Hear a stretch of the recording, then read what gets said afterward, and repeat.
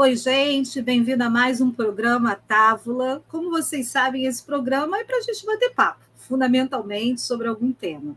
Qual é a proposta do programa? A gente lança um tema e conversa sobre ele. Cada um dos convidados e participantes é instigado a fazer uma reflexão sobre o tema que foi proposto. O tema de hoje é justamente carnaval, porque nós estamos na fase do carnaval, né? O mês do carnaval, mês de fevereiro. Então, hoje nós vamos bater um papo sobre carnaval. Para quem não sabe, nós fazemos parte do programa de estudos medievais da UERJ.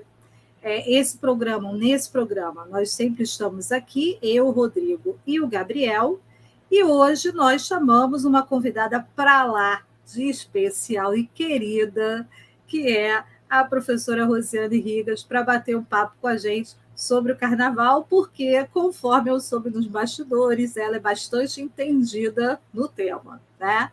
Então, Rose, seja bem-vinda. Então, vamos lá, gente. Começando, vou deixar vocês saudarem o público primeiro. Vamos começar pela nossa convidada, né, a Rose, depois Rodrigo e Gabriel, e aí a gente começa a rodar a tábua, tá bom? Manda ver. Oi, pessoal, tudo bem? Olha, super feliz de ter sido convidada para bater esse papo. Primeiro, porque eu amo um bate-papo, né? Eu já quase não gosto de bater um papo. E bater um papo com pessoas que a gente gosta muito, que são vocês. E ainda sobre um tema que eu gosto demais, que é o carnaval. Poxa, eu não podia recusar esse convite. Então, super obrigada pelo convite. E vamos bater papo, vamos prosear sobre carnaval, porque a gente vai ter bastante coisa para falar. E eu acho que essa tábua vai ser bem bacana. Gostaria de agradecer mais uma vez aqui, embora não dê para mostrar, eu estou num cenário aqui exuberante na minha frente aqui, na praia aqui, então... E assim, exato, na praia, falando sobre o carnaval... Assim, eu não bebo cerveja, né? Mas, enfim, seriam as três coisas que não precisa, para mim, no caso, né? Aí eu substituo por uma Coca-Cola, não tem coisa melhor. Então, eu tô... E sou suspeito para falar sobre o carnaval, né? Mas, enfim, vamos deixar para daqui a pouquinho. E aí, gente, tudo bem? Olha, prazer enorme, uma satisfação enorme estar aqui com vocês de novo, professora Marta, o amigo quase vizinho Rodrigo, a Rose também. E vamos lá, vamos bater um papo aí sobre carnaval pela história, carnaval hoje, não sei, carnaval enquanto um elemento religioso, ou pelo menos que faz parte desse aspecto. E vamos lá, vamos ver onde é que esse desfile aqui vai dar, né? É verdade. Então tá, vamos pensar. Primeira coisa, por que vocês acham que o carnaval, ou mais especificamente as festas, atraem tantas pessoas? Quer dizer, qual é a relação que as festas têm com os seres humanos? Porque, ok, tem pessoas que não gostam tanto de festas, né? Mas alguma festa essa pessoa sempre gosta. Então, me faz pensar que, na verdade, sempre há um espírito um tanto festivo no ser humano, mesmo que não seja uma festa coletiva, grande, enfim, né? Há um elemento festivo na gente, de alguma maneira. E aí, o que vocês acham disso? Por que festa atrai o ser humano? Quem é o primeiro? Vai, Gabriel, quer? Vamos lá. Olha, eu não sei, eu pensando assim a partir de uma perspectiva, porque não tem jeito, né? A gente fala, vamos conversar mais despojado, né? Mas a coisa da história sempre acaba aparecendo aqui, né? E falando alguma coisinha para a gente. Mas, enfim,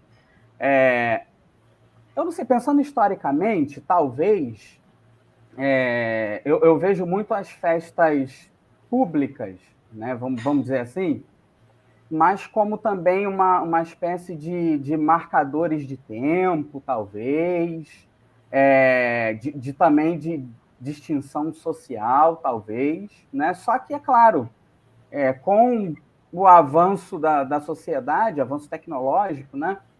Por exemplo, a questão de festas como marcação de tempo, ela meio que acaba se perdendo, caindo em desuso, né? E o que eu acho interessante nesse sentido é como que algumas coisas acabaram se perdendo no passado, pelo fato de entrar em desuso, mas as festas, as celebrações, as comemorações não, né? Elas pode até cair em desuso aquele aspecto, né? Por exemplo, pensando, sei lá, tudo bem, o tema aqui principal é o carnaval, mas pensando em festa junina, aquela questão da marcação do tempo agrícola, meio que se perdeu o sentido disso, mas a festa junina continua sendo realizada, atravessou o continente, né? Veio da Europa para cá, enfim. Então, de alguma maneira, as festas, as celebrações, principalmente essas de caráter mais público, elas têm uma capacidade incrível de, não de se reinventar, mas de serem reinventadas, né? E de modo que aquele sentido antigo dela, se já não servir mais, as pessoas acabam arrumando um sentido novo para ela, né? Como aconteceu, inclusive, com o próprio carnaval, né? Que de uma festa aí dentro de um aspecto do que a gente pode reconhecer como sagrado, de repente acaba, pelo menos aqui no Brasil, no Rio de Janeiro, por conta dessas apropriações que as pessoas fazem das festas, né? Ganhando, em muitos casos, no sentido talvez um pouco mais profano, né? E aí isso é que me chama a atenção. Eu achei interessante uma coisa que você falou, né? Sobre a questão da marcação do tempo, né? Como algumas festas têm a ver com a questão do tempo agrícola mesmo, né? Mas o carnaval também tem, de certa forma, porque o carnaval ele sempre acontece no hemisfério, né, no hemisfério norte, que é justamente o momento onde está acontecendo o inverno nessa época, né, dezembro, janeiro, fevereiro. Ele marca também a mudança da estação de fevereiro para março, que é justamente o momento onde o inverno está declinando, né? Então, de certa forma, o carnaval ainda tem, na sua origem, né, ele tem um elemento de marcação de tempo, né, do tempo da natureza. Mas é engraçado que isso não se perdeu, de certa forma, para a gente. Por exemplo, né, cariocas gostam muito de carnaval. Brasileiros, de uma maneira geral. Cariocas gostam, acho que, bastante. A gente fica contando o tempo para o carnaval, né? E aí é aquele velho ditado, o ano não começa, só começa depois do carnaval. Então, mesmo que você não tenha mais essa marcação do tempo natural, tem uma marcação de tempo cultural, né? Acaba sendo uma coisa meio cultural a gente achar que o ano não começa, isso só vai começar de fato, né? Depois do carnaval. Eu acho que é interessante como são essas ressignificações, né, que vão acontecendo na cultura. Mas vamos lá. Rodrigo, e aí? O que você acha? Então, assim, vou levantar uma característica que me chama muita atenção em diversas manifestações carnavalescas, vamos assim dizer, né, diversas festas no Brasil, que é uma característica, se você observar aí ao longo das eras, enfim, que é uma espécie de um culto que sempre tem um lado sacro. Em qual sentido? Né? Se você observar diversas civilizações, você vai entender que, embora, sei lá, existisse um culto à morte, por exemplo, tinha todo um significado espiritual em cima daquela coisa, né? E eu acho isso muito importante, por quê? Porque através desse contexto, você acaba meio que entendendo o porquê de algumas civilizações terem um vínculo com determinada característica, né?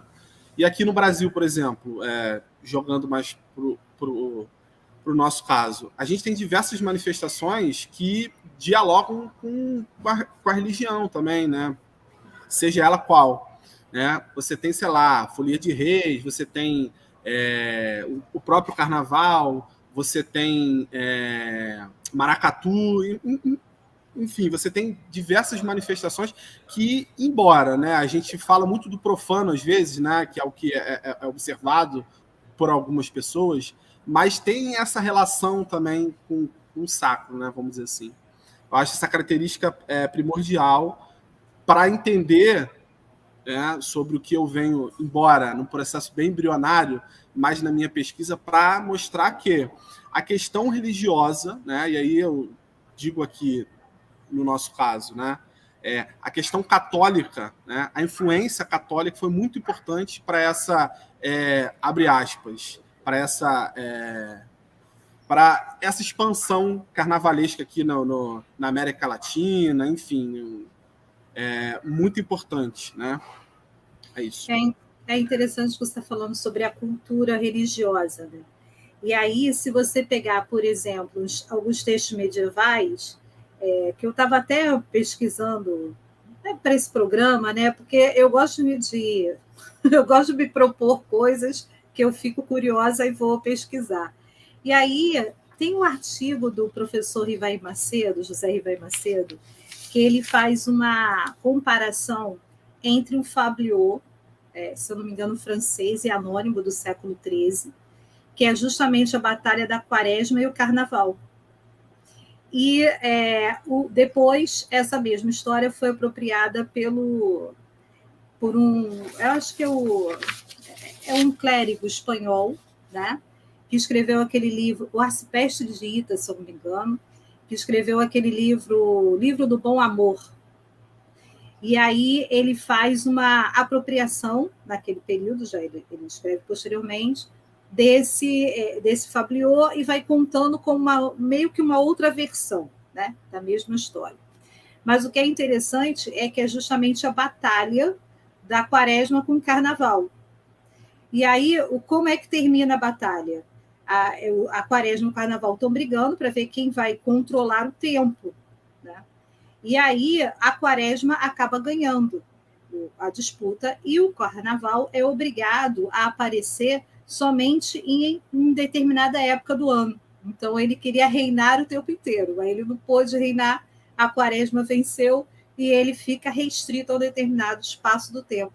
Então, aí você vê, né, justamente essa batalha do que seria esse profano com o sagrado. Né?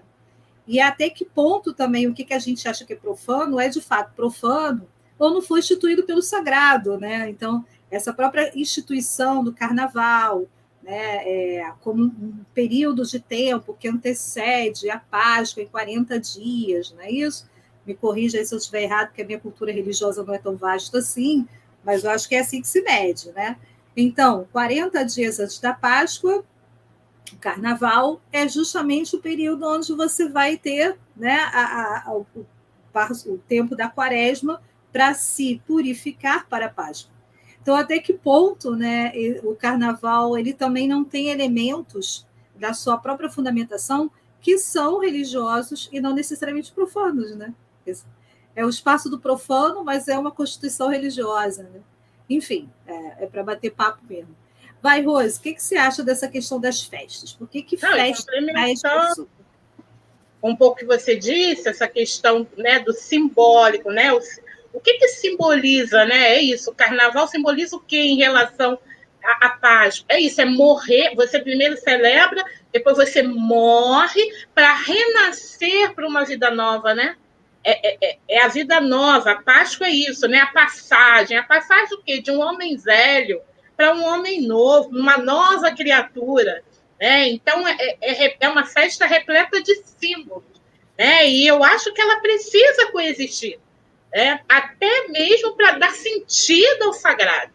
Para dar mais sentido ao sagrado, ela precisa existir. Ela extingui-la, ela deixar de existir, não é o ideal. Né? Eu acho que ela precisa, inclusive, para dar ainda mais sentido. E eu acho que é isso, né? Isso faz parte do ser humano, né? Esse desejo de celebrar algo, né? De celebrar uma etapa, de celebrar uma passagem. Eu entendo festas também como ritos de passagem, né? Nas suas mais diversas características, por exemplo, né? A festa de 15 anos, né? De debutantes, é a passagem da menina para a puberdade, é o preparar-se para, né? O florescimento para uma vida adulta. né? E para tudo que advém, para tudo que se espera de uma menina, né? Esse preparo para ser uma mulher. Então, é o corpo, né? A preparação, o depois preparar-se para um possível casamento, preparar-se para ser mãe, enfim, né? Para dar seguimento à vida. Então, eu acho que toda festa, né, tem esse sentido, e o que o Gabriel falou também, Rodrigo e todos vocês, a questão do ressignificar, né? O que muda, eu acho que é o sentido, né? Isso é. Com o passar do tempo, as festas vão adquirindo um novo sentido. Então, eu acho também que é importante a gente refletir qual o sentido, né, de celebrar algo. É celebrar porque dizem que é importante? É porque a sociedade impõe o celebrar? Ou faz parte do eu, né? Faz parte de mim? É importante para mim também, né? É importante que eu também celebre, que eu faça disso, da festa, né? Desse momento, um momento de transição, uma passagem, né? O que significa festejar para mim, né? Eu sempre me pergunto, né? E acho que mais ainda a forma de como se celebra, né? Fiquei aqui pensando que o carnaval, que é o tema que a gente trouxe aqui, ele tem características muito próprias, né? É o fantasiar-se, então é o travestir-se, né? É o ser outro, né? É o personificar outras pessoas, outras formas, né? Eu digo que carnaval pode ser o que eu quiser, pode ser árvore, né? Eu posso ser pinguim, eu posso ser super-heroína, eu posso, né, dar vazão, inclusive, àquilo que o meu inconsciente, né, aos meus desejos, aos meus impulsos. Então, assim, é de uma amplitude, né? Fantasiar também o que é. Né? Há alguns também que, quando levam para o lado mais negativo, você não se mascara o ano inteiro e aproveita, né, para usar máscara. Gente, pelo amor de Deus, né? Eu estou falando do lúdico. Né? A gente está aqui trazendo lúdico. Qual o sentido de se travestir, né? De encarnar outros seres, outras pessoas? Que é isso, seres, né? A gente não se fantasia só de pessoas, né? Mas de personas e de coisas também, é isso. Ô, Rose. Objetos. Né? Ô, Rose, que bom, né? Oi. Só mascara no carnaval. Já precisou passar o ano inteiro mascarado, né? Esse que é o problema. A gente está vivendo isso, né? A gente está vendo que não bom, né? Não é lá muito positivo mascarar o ano inteiro. Tem seu lado negativo aí, né? Os seus reserves, pois é. Mas uma coisa que eu achei legal que você falou, Rose, é como que o Rodrigo e o Gabriel tinham tocado também na questão, é como o sentido da festa muda, né? Então, hoje, por exemplo, não necessariamente quem participa do carnaval tem essa perspectiva religiosa em torno dele, né? Que é justamente, olha, é o período que antecede ali a Quaresma para justamente me preparar para a Páscoa, que é, na verdade, a festa máxima do cristão, né? Não é nem tanto o Natal, é mais ainda a Páscoa, que é o sacrifício de Cristo, enfim, aquela coisa toda que baseia a religiosidade cristã, né? Agora, o interessante é que, hoje em dia, mesmo quem não necessariamente tem até essa perspectiva religiosa, ou sequer conhece essa perspectiva religiosa do carnaval, né, que ele tem, né, essa perspectiva, como a gente está falando aqui, dá importância a essa festa. Né? Dá muita importância. Então, hoje no Brasil, século XXI, né, você pode ter uma parcela da população que entende como algo religioso, mas boa parte não a entende assim, e, no entanto, gosta. E, no entanto, precisa, e, no entanto, quer, né, fazer essa catarse que a própria festa fornece e, ao mesmo tempo, agregar. Eu acho que essa que é a grande questão. Né? A festa permite agregar-se a alguém, né? Agregar-se com outros. Né? Essas manifestações onde você, de alguma maneira, deixa o seu isolamento e vai procurar a companhia dos outros para festejar. Né? Nem que seja, acima de tudo, a vida, o simples prazer da diversão, o hedonismo, né? O prazer. Eu acho que isso motiva o ser humano. E é muito sintomático que nessas épocas, agora que a gente viveu, em função da pandemia, as pessoas tenham se lamentado justamente do fato de não poderem festejar juntas, né? Então, é aquela coisa das pessoas começaram a fazer festas virtuais, né? Aniversários virtuais, aquela coisa toda, numa tentativa de substituição, né, ao fato de você não poder, de fato, estar com alguém, né, estar com a sua família, estar com seus amigos. Então, há um ímpeto da gente, né, que nos leva a querer festejar. E talvez por isso o Carnaval, que é essa festa, que foi mudando de forma, né, ao longo do tempo, ela se mantém viva, né, apesar dessas ressignificações que ela vai sofrendo, né? Eu acho muito legal. E aí, Rodrigo, você que é um cara que está pensando em pesquisar o Carnaval assim mais profundamente, depois a gente vai explicar por quê, né? Acima de tudo, você tem essa vontade. Como é que se pensa aí a questão da origem do Carnaval? Para você, quando é que o Carnaval teve origem? Sei que não dá muito para a gente rastrear a origem das coisas, isso é bem verdade, né? Mas onde é que você acha que essa festa ela ganhou a forma mais próxima a que ela tem hoje, apesar de todas as diferenças possíveis e imagináveis? Então, Marta, assim, eu vou trazer para o conceito que a gente observa no Carnaval atual, né? Que é o seguinte, assim, o conceito do surgimento do Carnaval é plural. Então, você vai ter várias festas na antiguidade que, de certa forma, contribuíram, né, para o surgimento. Você vai ter personagens, figuras históricas, você vai ter Dionísio, Baco, você vai ter, enfim, atrelado ao profano em certas situações. Você vai ter a questão da máscara, que é importante, a questão de festas ligadas a cultos fúnebres e etc. Mas o que... e aproveitando o que o Gabriel falou, fiquei pensando aqui que, de fato, no meu entendimento, né, e aí eu ressalto que a minha pesquisa é embrionária, mas o que me deixa mais intrigado, trazendo isso para o contemporâneo, que eu acho que é o marco zero do Carnaval como relevância, vamos dizer assim, religiosa, e um festejo que abraçou diversas camadas da sociedade, para mim, foi a incorporação dele ao calendário eclesiástico. E por que eu lembrei do Gabriel? Porque ele falou sobre marco de tempo. E eu acho isso muito interessante, porque o calendário, né, para a nossa sociedade, para o Ocidente, é uma coisa muito interessante. A gente vive o presente pensando no futuro. Caramba, eu sei que o Ano Novo é tal dia, o Natal é tal dia. E embora o Carnaval tenha essa questão dele, né, que ele movimenta ali entre os dias, dependendo dos 40 dias que antecedem a Páscoa, eu particularmente acho que um dos fatores por ele ter se propagado tanto foi muito por conta, vamos dizer, dessa questão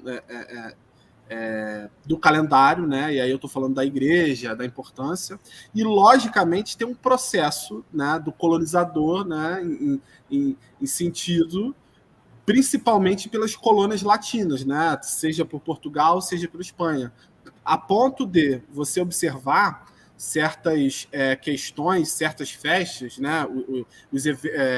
Vamos dizer assim, as festas pré-carnavalescas no sentido como a gente entende a festa como hoje. Você tinha o intrudo, você tinha o corso, você tem festas que derivaram, né, vamos dizer assim, de um contexto do colonizador. E aí um adendo, que eu sempre gosto de dizer, que é o seguinte, isso você explica a parte do carnaval como a gente observa na questão, vamos dizer assim, do continente europeu. Mas o evento em si, o carnaval hoje, os desfiles de escola de samba, você também tem, e isso que eu acho genial, e aí sem entrar nos pormenores, que você tem a inclusão, principalmente na questão percussiva, na música, de uma outra realidade, né? Que aí a gente está dialogando com, vamos dizer assim, abre aspas, e me perdoe se eu utilizar esse termo de uma maneira que não é apropriada, mas eu não sou um grande entendedor de história da África. Mas eu sei que a África ela é múltipla, ela é plural, então não posso falar que veio da África, eu preciso dizer que veio de parte dessa África, né? E aí eu não sei se eu poderia dizer que é uma África negra, vamos dizer assim, né? Mas aí a gente está falando de diversos países ali que também têm relações, né, com a gente, né, nesse processo. E só para concluir, eu acho que pensando, né, no maior espetáculo de céu aberto, enfim, do Brasil, que é o Carnaval, acho que todas essas características contribuíram, né? Você tem o fato do colonizador, você tem a questão, né? A gente está falando de um país que é majoritariamente católico, querendo ou não, né? Então, é uma herança, vamos dizer assim, que a gente recebeu.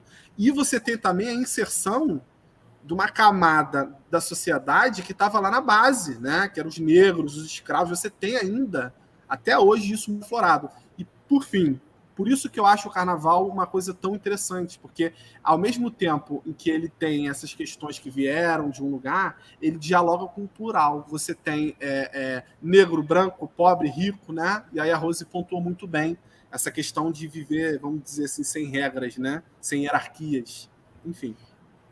É interessante essa questão de como o Carnaval tem uma polifonia ali, né? Que é um termo que o Bakhtin usa, né? Essa polifonia cultural ali, uma polifonia de elementos que fazem parte dessa manifestação. Agora, é interessante a gente entender também que ele faz parte de uma tradição, né?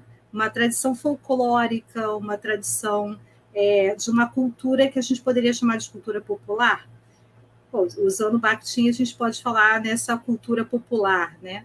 Mas como ela vai abarcando elementos de referências, né, de vários povos também. Então, tem historiadores que consideram, como o próprio Bakhtin, que tem a ver com as Saturnalis romanas, né? Aquela coisa, foi meio que uma releitura aí daquela ritualística, né? Outros já acham que não dá para fazer esse tipo de rastreamento, então o Carnaval seria uma coisa muito mais medieval. O Smith diz isso, né? Jean-Claude Smith, ele diz que o Carnaval é medieval, ele nasce ali mesmo na Idade Média, nessa questão da cultura religiosa, do estabelecimento desse período de tempo que seria o Carnaval, em contraposição à Quaresma e a sua inserção no próprio calendário da própria marcação de tempo, do tempo cristão, né? Então, assim, são questões bastante instigantes, né? Estão longe de serem bem delimitadas ainda. Há uma dúvida, né? Ainda em relação de onde vem essa festa. E aí, Gabriel, você que é um cara que trabalha, que gosta de pensar essas questões mais voltadas aí da transição da antiguidade para a Idade Média, como é que você pensa essa questão dessa suposta origem do Carnaval aí? Então, na verdade, ultimamente eu tenho entrado muito em contato com textos, enfim, disciplinas que abordam a questão dos medievalismos ou do neomedievalismo. E isso tem me feito pensar muito a respeito dessa questão de origens e continuidades, né? Nos obriga a olhar isso de uma outra maneira, né? Tudo bem, tem lá qualquer evento, enfim, pode ter lá o seu marco inicial no passado, mas pelo fato de terem passado já por épocas diferentes, pessoas diferentes, sociedades diferentes, base material diferente, ressignificação cultural diferente, aquilo deixa de ser aquilo que era e passa a ser, na verdade, uma produção muito mais contemporânea do que algo que remeteria a uma...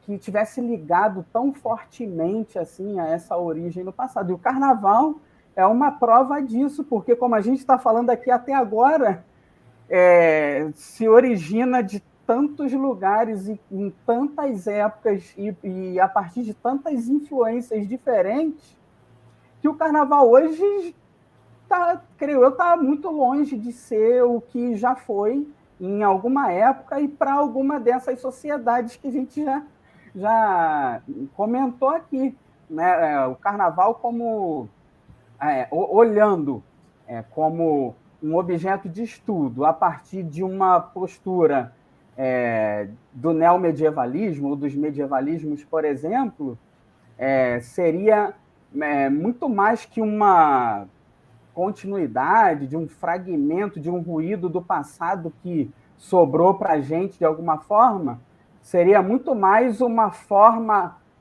da nossa sociedade hoje, de agora, que está entrando aí em 2022, lançar a mão, se apropriar e entender alguns aspectos desse passado.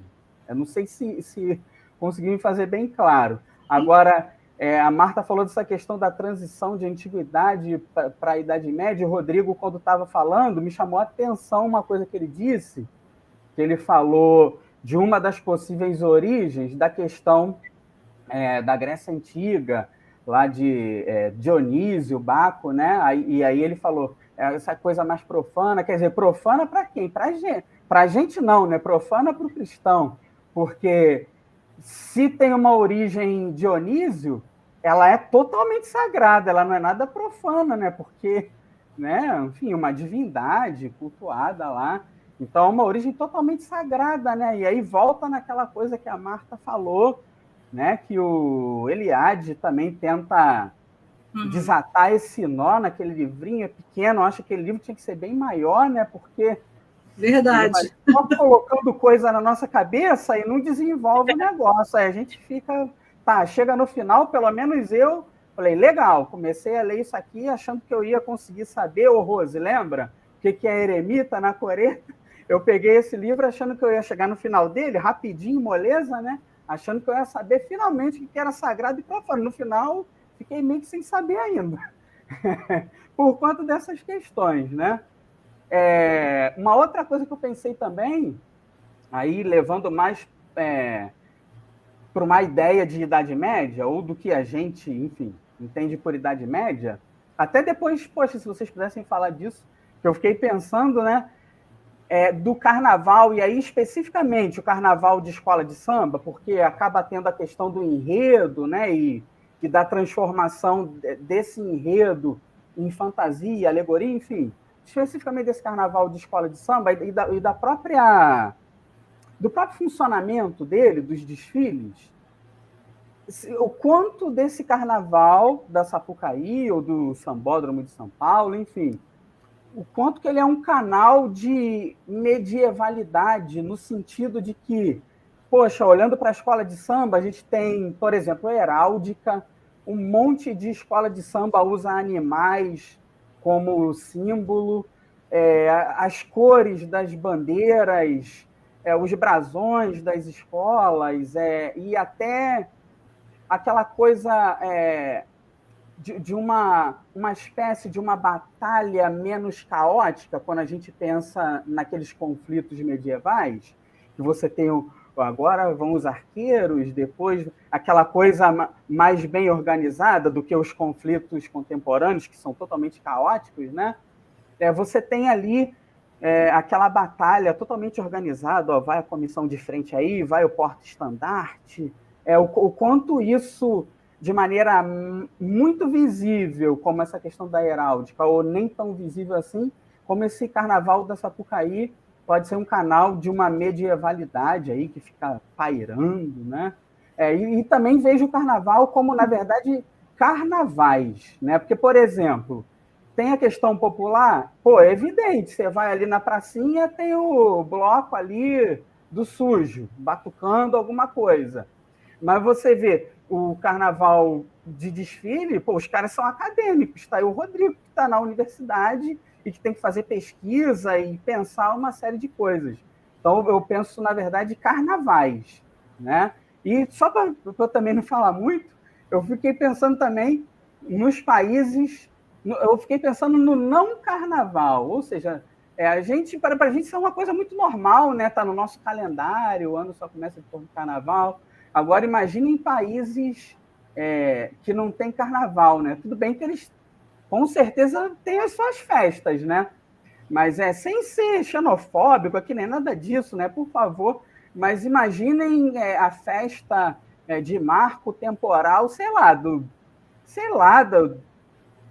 da Coreia do Norte, né?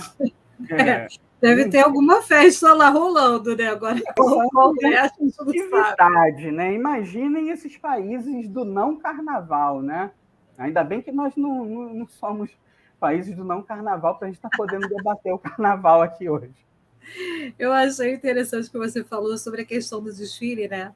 Porque parece a procissão. Né? Também. Parece a procissão. Tem lá a mesma lógica da procissão, né? Isso vem lá o símbolo sagrado na frente, e aí vão as autoridades religiosas, né? E vai seguindo literalmente a procissão, né? Seguindo uma ordem. E aí, Rose, o que você pensou? Bom, pensei primeiro, enquanto vocês falavam, eu falei assim, ai, que bom que esse programa não tem propósito de ser formal, porque a gente pode viajar. Que beleza, gente, que assim, né, eu vou dar vazão a tudo que minha cabeça que estou pensando. A ideia é essa. E aí a primeira coisa que eu pensei foi, que bom que a gente não consegue mapear a origem do carnaval, né? Porque será que ele não é um pouco disso tudo? Né? Se a gente for pensar, será que ele não tem elementos, por exemplo, da tragédia, da comédia, né? Os tragediógrafos, os comediógrafos, né? Das festas profanas no olhar, né? No olhar de quem, né? No olhar do outro, na questão de alteridade, né? Aí a gente pode colocar. E aí fiquei pensando isso, o carnaval, na verdade, ele é um grande palco repleto de historicidade, né? É um baú de conceitos. A gente vê no carnaval ancestralidade, né? Então, a velha guarda, né? O que é a velha guarda de uma escola, né? E aí trazendo, reportando para as escolas, são os baluartes, são aqueles que trazem em si a história da agremiação, né? Repletos de medievalidade também, como o Gabriel pontuou, do estandarte, né? Do brasão, do pavilhão, né? Repleto de conceitos, como eu disse, da defesa, né? O que o porta-estandarte faz? O mestre fala, ele guarda o pavilhão. O que é o pavilhão? O estandarte é o sinal daquele grupo, né? Daquele grupamento. Está repleto de caráter militar até, caráter de defesa.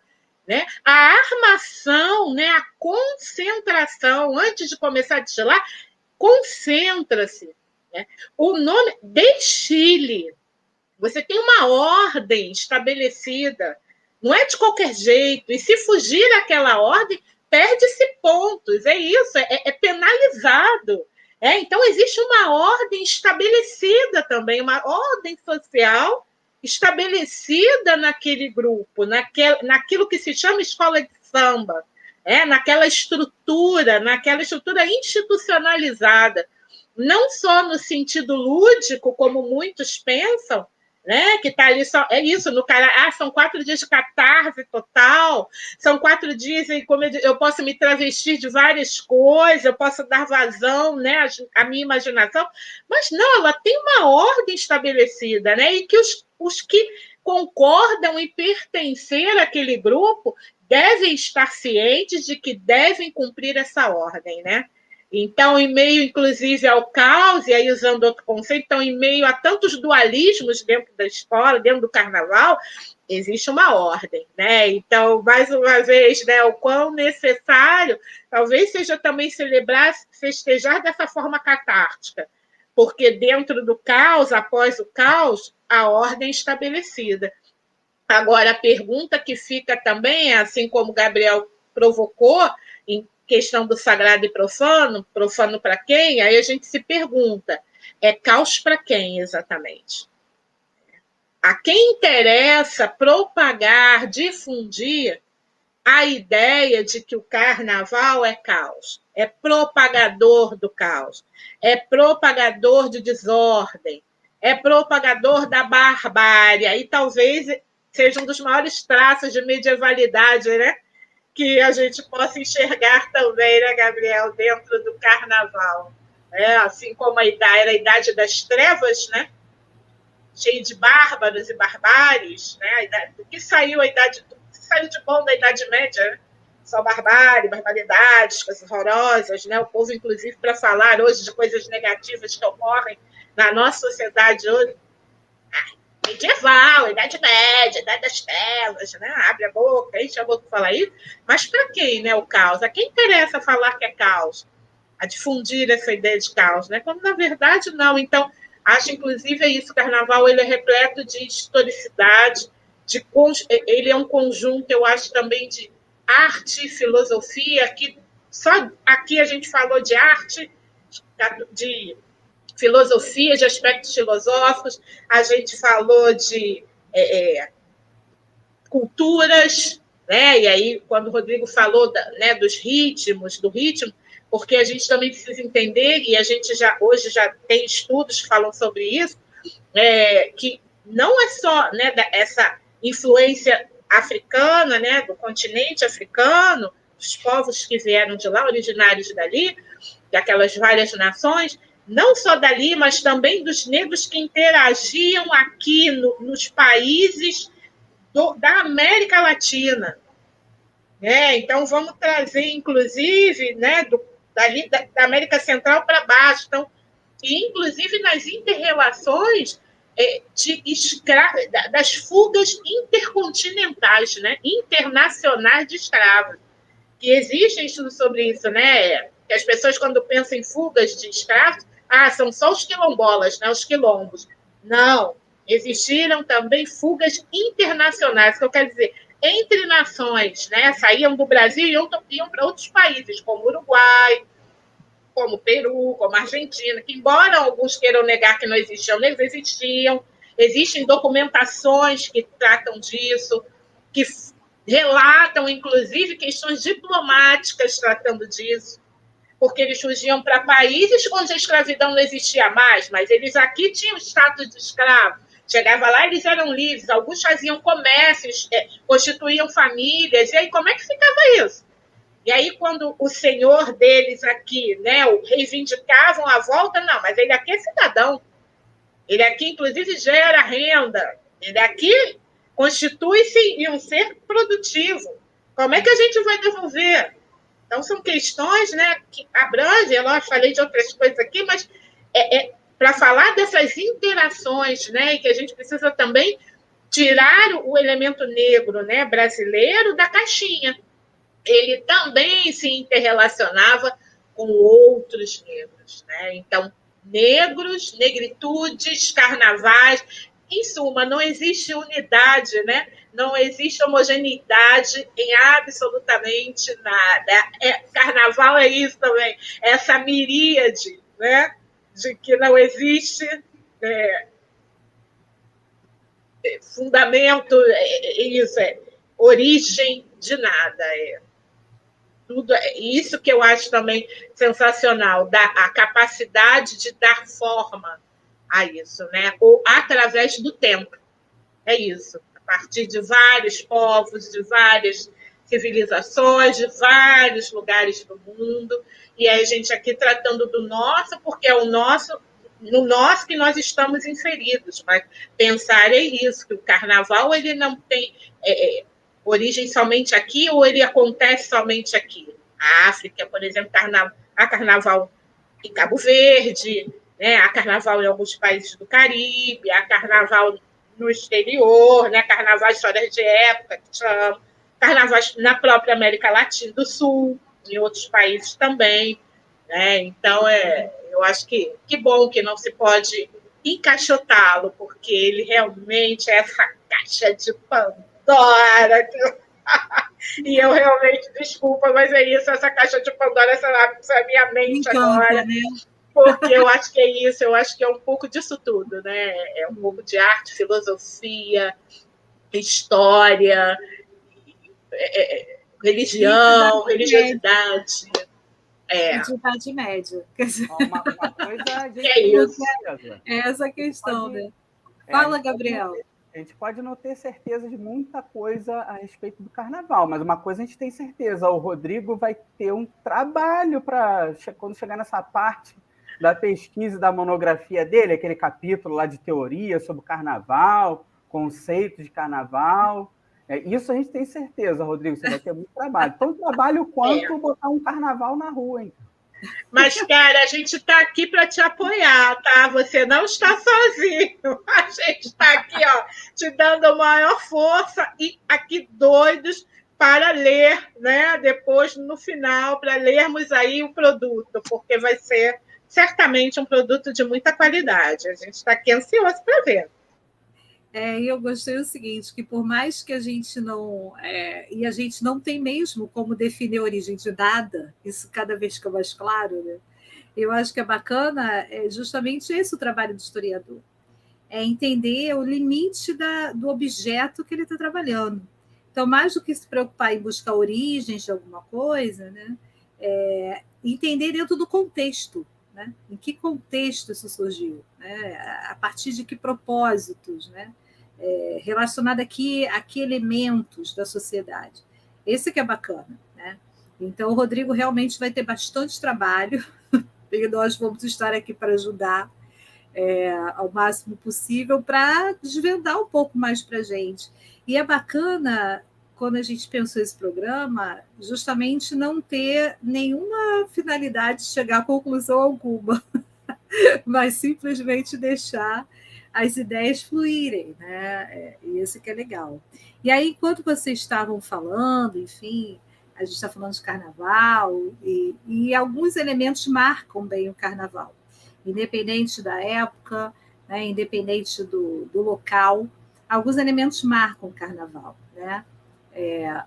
Por exemplo, máscaras, né?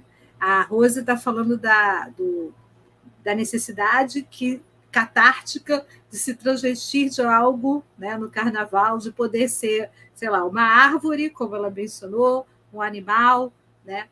Então, a máscara é um elemento simbólico muito importante para o carnaval, né?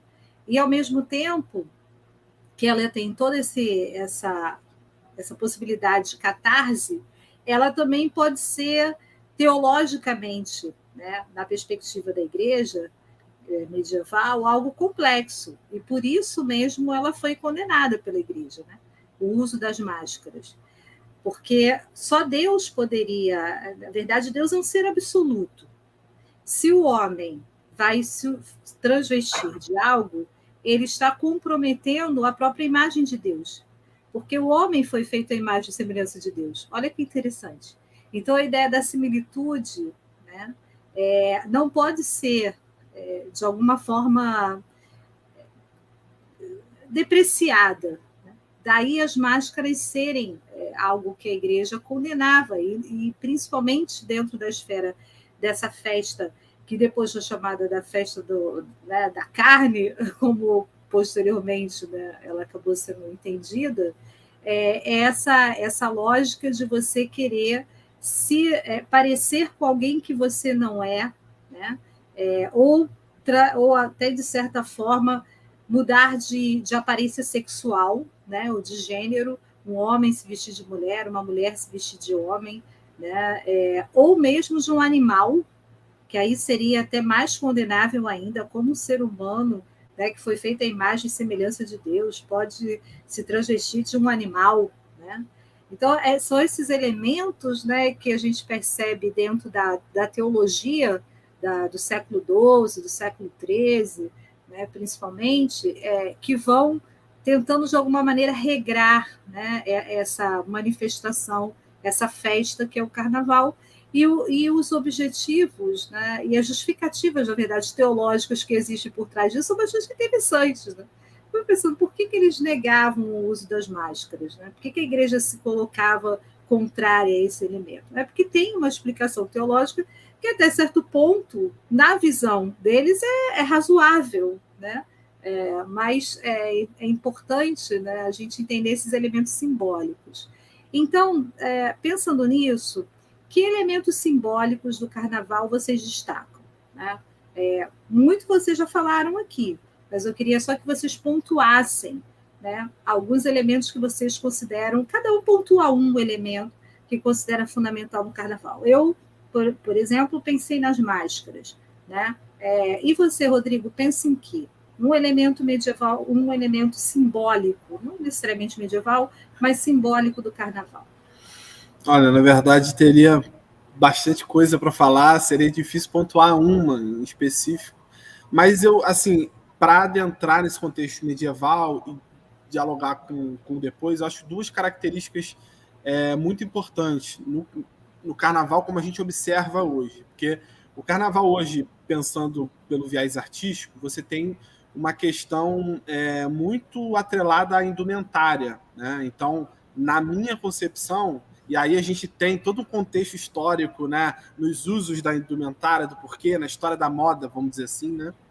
Então, acho que isso é um fator primordial, porque até então, e aí eu não sou nenhum especialista sobre história da moda, mas uma coisa é o figurino, ele, em determinado momento, ele tinha um caráter unicamente no sentido de ter uma utilidade. As pessoas utilizavam aquilo por utilidade.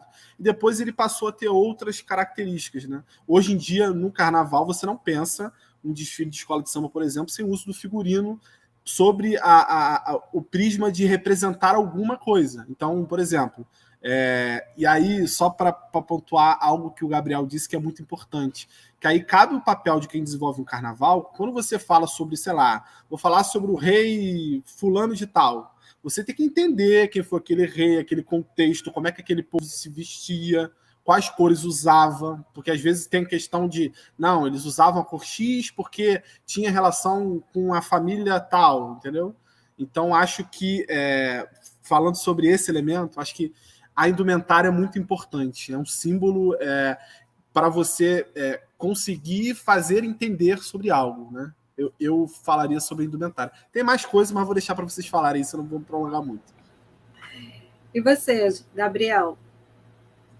Olha, para mim, claro, todos esses elementos, mas um que me chama a atenção é a questão da música, né, da musicalidade.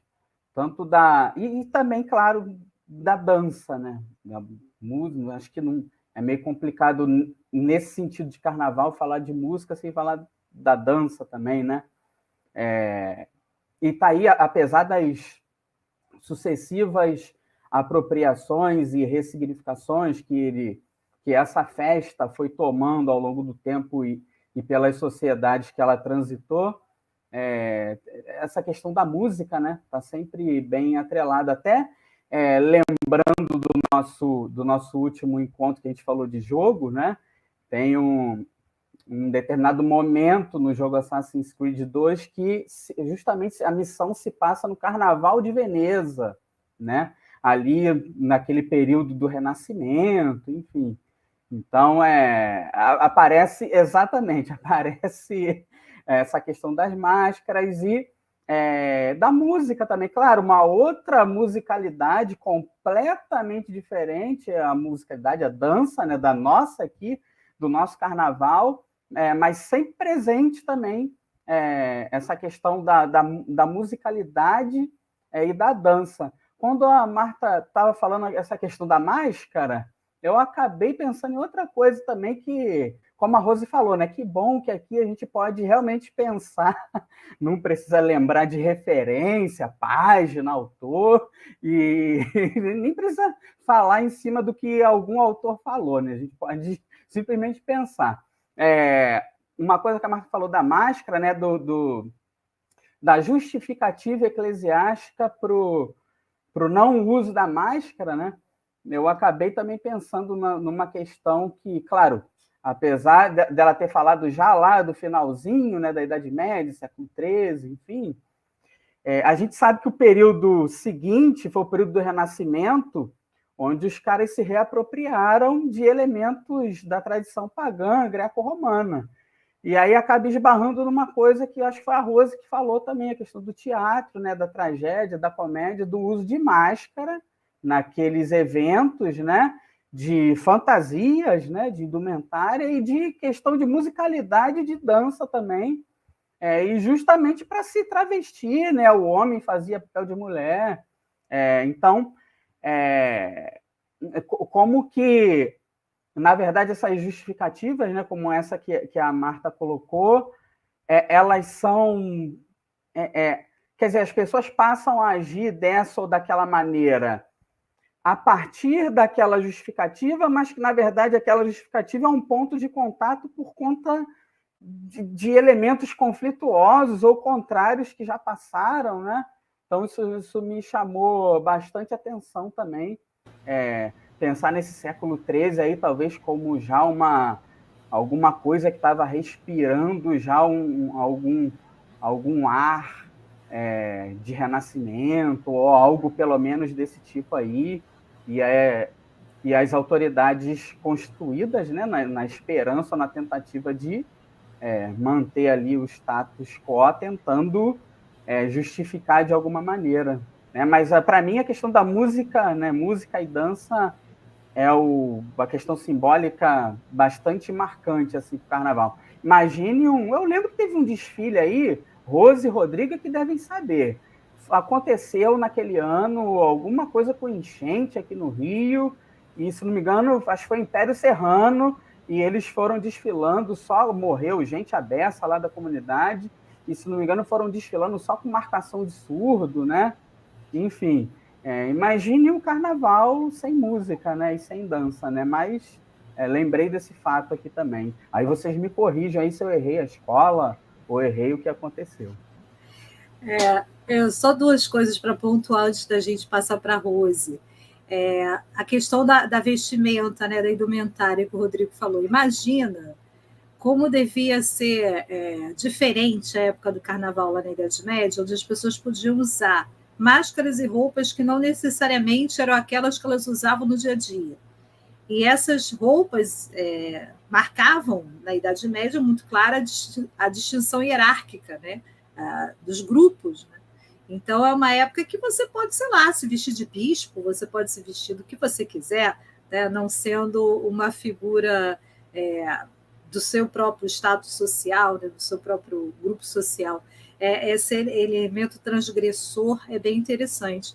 E a questão da música, eu fiquei pensando, gente, imagina o carnaval sem samba. Eu não consigo imaginar o carnaval sem samba. Está tão internalizado na gente a história do samba, né? Que é difícil pensar no carnaval animado sem um sambinha rolando, né? Sem a marcação da escola. Muito, muito interessante. Vamos lá, Rose, e você pensou em quê? E para você ver como isso é tão marcante, Marta, que existem, inclusive, blocos que tocam rock em ritmo de samba.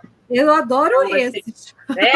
Não importa, então é isso, não importa, né, o ritmo, mas tem de ser na marcação, né, do samba. Então, você vê como isso é forte, realmente, o carnaval sem o samba. Então, além disso tudo que vocês falaram, fiquei tentando buscar uma palavra que adequasse ao que eu pensei. Eu acho que é teatralização. O carnaval também significa a gente representar algo, comunicar algo, comunicar uma história, dar voz a um contexto. Então, também é lugar de protesto, é lugar de crítica social, é um período da história. Então, eu acho que carnaval sem isso, sem essa arte de teatralizar, né, dar vazão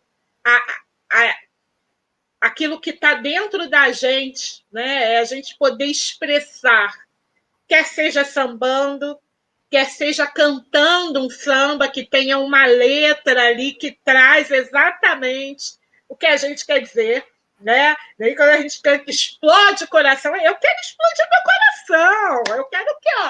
Meu coração, eu quero expandir, eu quero extravasar. Então, isso, sabe? É de uma frase parece mais banal, mas não, o carnaval não é destituído de sentido. É isso. Então, eu acho que sem esse poder de teatralizar onde quer que a gente esteja, porque é isso, porque tem isso também, quando a gente se veste de algo, quando a gente se transveste, né, uma fantasia, a gente também adota ali as posturas, né? As práticas, os comportamentos daquilo que a gente está fantasiando. Lógico que em seres inanimados é mais difícil, né? A gente querer aí encarnar um bujão de gás, por exemplo. Ok, mas assim, o que eu quero dizer é isso, né? Sai também de nós essa arte, né? Essa essência, esse poder de se expressar, é isso, essa teatralização, essa expressão, esse caráter de expressar, de dar sentido, de colocar sentido, eu acho que é fundamental no carnaval. O carnaval não é destituído de sentido, não, como eu disse, né? Ele tem uma ordem social, ele tem algo a dizer, algo a produzir, algo a entregar também para a sociedade naquele período. E algo a entregar para que seja também alvo, semente produtora. Não sei se eu estou sendo poética aqui, mas é isso, né? Carnaval também é semente que possibilita produzir algo nascer após. Por isso que é isso. O ano começa depois do carnaval mesmo. Né? A gente precisa desse tempo também para dar florescida, precisa dar catarseada, tirar aqui da gente também as paradas ruins, né? Catarse também é isso, botar para fora, e depois é isso. Aí a gente está vazio para botar dentro, para semear de novo. É isso, a terra está ali. O que a gente vai semear, gente? É isso. E aí, semear é independente de religião, é independente. É isso, é semear. O que a gente quer semear, né, dentro da gente? O que a gente quer dar fruto? Ô, Marta, fala. Você falou do carnaval medieval lá do servo, enfim, do menos abastado tendo a possibilidade de se fantasiar num bispo, né? Aquela figura de riqueza. A Rose falou aí de se fantasiar de botijão de gás, ó, paralelo perfeito, porque pobre hoje se fantasiar de botijão de gás é uma fantasia riquíssima, né? Ostentação, é fantasia ostentação. Exatamente, não perde o sentido, né? As coisas. Se transvestir hoje de uma bomba de gasolina, um bife. Esse sentido de vivenciar aquilo que o pobre não pode se aproximar, né? Como na época medieval, para agora, perfeito. Agora, eu achei interessante, só para fechar essa questão, que o Jorge estava falando sobre... Será que esse século XIII não é justamente ali aquele momento onde você quer ordenar um pouco as coisas, né? E, ao mesmo tempo, você tem uma sociedade que está efervescente, né? Com as suas críticas, né, Rose? Com as suas desconfianças em relação à forma como a sociedade está organizada, né, de alguma maneira. Então, é interessante, voltando lá no texto do José Rivaí Macedo, que quando ele compara a Batalha do Carnaval, o Fabliaux, né, que é aquela literatura popular mesmo, né, que é aquela forma poética, aquela poesia popular, né, de colocar quase que numa disputa, e na disputa, de fato, entre a Quaresma e o Carnaval, né, para quem está assistindo a gente, vai assistir, né, o Fabliaux, tipo de trova popular, né, parecendo mais como meio que um repente hoje, né, uma questão ali de contraposição de personagens que vão disputando por alguma questão. E ele faz essa análise entre esse Fabliaux e a mesma história recontada pelo arcipreste de Ita, né? E aí ele diz o seguinte: bom, por que o clérigo vai contar de uma maneira diferente, com alguns elementos diferentes, aquilo que estava previsto, estava colocado no século XIII e vai ser depois escrito por ele no século XIV? É justamente... ele vai mudando alguns elementos da história para tornar ela mais ordenada, entendeu? Para tentar fazer com que essa disputa fique melhor ordenada. E a Quaresma tenha mais elementos para vencer, né, a batalha contra o carnaval, que é justamente o caos, a desordem, né? Então, essa necessidade de ordenamento que vem passando, né, pela Idade Média, no caso ali expressa pela igreja, né, pela cultura eclesiástica, mas não só, pelas próprias monarquias, pelas próprias autoridades laicas, que de alguma maneira tinham uma intenção nesse ordenamento social, né?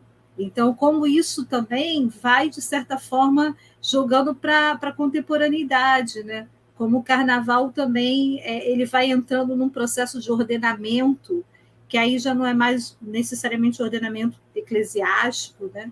Mas é mais ordenamento legal, né? Laico, do Estado, né? As regras, como deve ser feito, onde deve ser feito, como pode ser feito, né? Então, é interessante essa questão de como o carnaval ainda expressa o caos e como há a necessidade, o interesse de ordenar esse caos.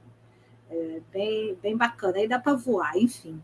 Mas a gente hoje tem um convidado muito especial, que, na verdade, não está aqui só porque ele é um pesquisador do tema do carnaval, mas porque ele é um carnavalesco. Vocês não sabiam, mas o Rodrigo é carnavalesco. Então, a Rose também foi chamada aqui hoje para fazer uma entrevista com o Rodrigo, e nós vamos participar dessa entrevista, porque não é todo dia que a gente tem um carnavalesco profissional para conversar com a gente, né? Então, Rose, começa a perguntar aí para o Rodrigo. Eu vou perguntar também. O Gabriel também fica. Claro, não é um monopólio meu. Imagina, a gente vai continuar batendo papo. A ideia aqui é dialogar, né? Mas eu queria saber, né? E eu acho que é importante, é legal a gente bater esse papo, começar esse papo com você, Rodrigo, te perguntando como é que é o processo criativo, como é que ele acontece, como ele é elaborado. Porque, como eu bem ressaltei aqui, existe uma ordem vigente. E quem participa está dentro, está inserido nessa ordem, né?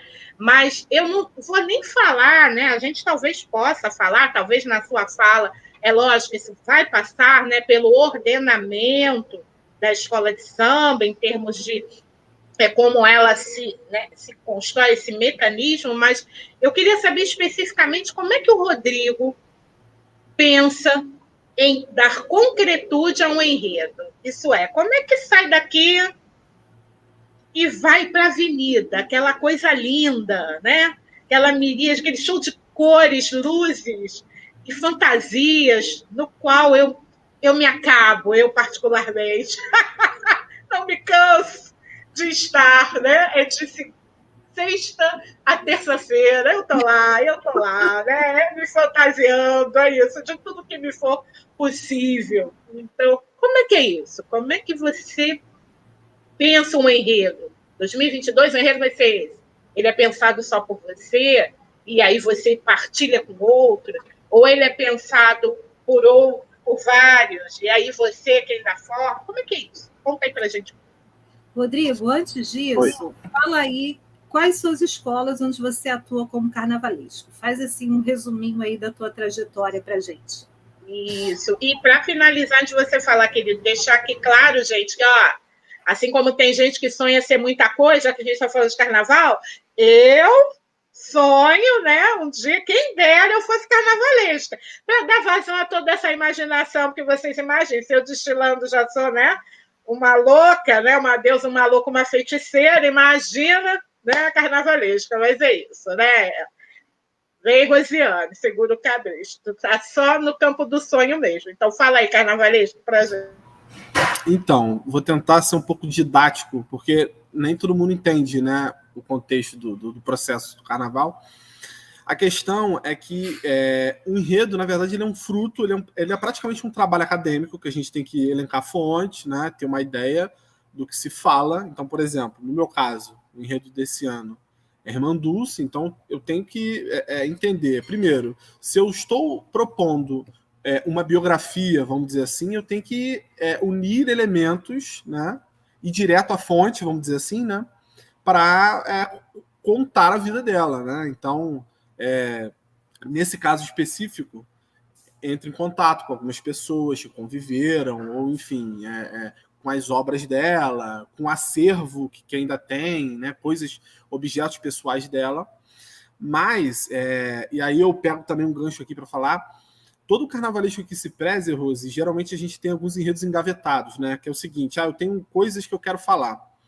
Só que existe uma negociação entre a escola, vamos dizer assim, né, o presidente e o carnavalesco. Então a gente entrega algumas opções. Eu tenho esse, né? E aí geralmente a escola aceita, escolhe um. Ou, o que também está muito comum hoje em dia, né, a escola jogar para você sobre o que ela quer falar. Então, por exemplo, Rodrigo, você vai ter que falar sobre um orixá Y. Então, escolha um fio condutor que você julgue legal, inventivo, criativo, e faça o seu desfile. Vou te dar um exemplo aqui básico para você entender. Eu tive uma passagem pela Unidos de Bangu em 2017.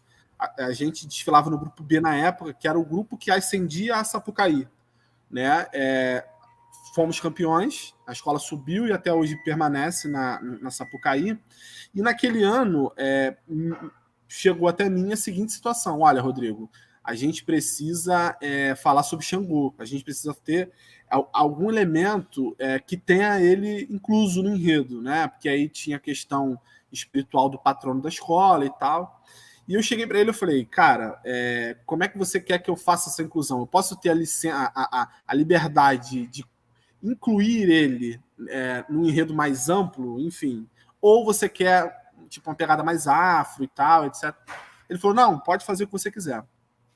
E aí, Rose, só para tentar aqui resumir muita coisa, eu comecei a estudar, né? E aí, quando a gente fala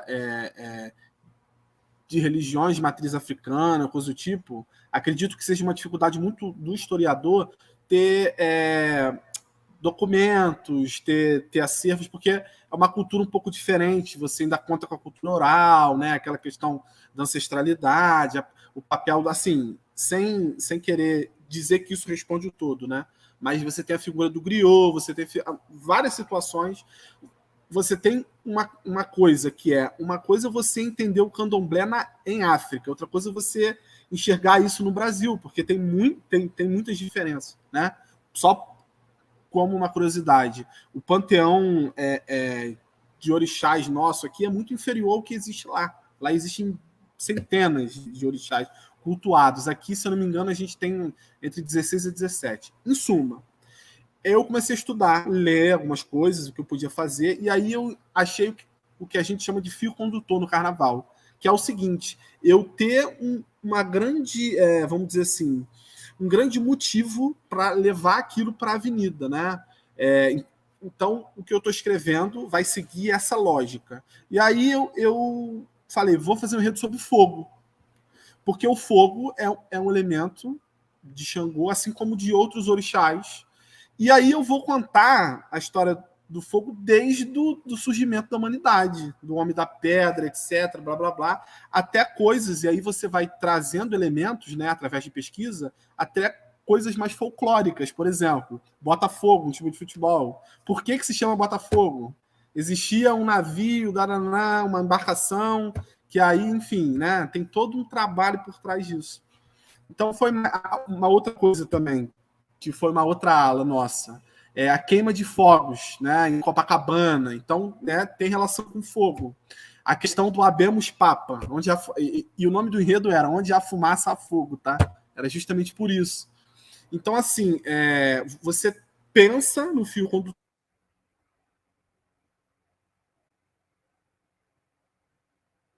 Ele caiu? Rodrigo travou. Foi ele que travou. A gente aguarda. Aí, de repente, depois ele consegue editar e depois ele edita. Cortar, né? Ele edita. Ainda bem que não é ao vivo, né? Com todo mundo. Eu não sei se ele tá longe, né? Não sei, de repente estiver chovendo muito lá, que tá dando uns trovões aqui. Voltei, acho que eu caí. Voltou. Pronto. Não tem problema, amigo. Depois você edita. Tá, tranquilo. E aí, enfim, se eu ficar um pouco estável é por conta do sinal aqui. Então, você começa a elencar elementos para você dividir isso, seja sequencialmente, você cria uma lógica, né? Então, por exemplo, primeiro setor, e aí dialoga muito com aquilo da questão de organização, né, da escola de samba. Você pensa, meu primeiro setor vai ser essa descoberta do fogo, né? Os povos que descobriram o fogo e a partir do fogo eles fizeram outras coisas. Então aí tinha um primeiro setor dessa forma. E aí você pensa, né? Tem todo um estudo de cores. Então, por exemplo, caramba, a minha escola ela é verde, ó. Na época ela era vermelho e branco. Então, caramba, o vermelho pega bem para trabalhar com fogo, né? Então, enfim. E aí você tem um contraste. Quero criar um contraste. Então, vou trabalhar com fogo e fumaça. A fumaça vai ser um pouco mais cinza, vai ter alguns elementos, enfim. Você vai criando essa sequência, né? Essa narrativa. Então, o que eu fiz? Eu criei, na época, uma coisa mais...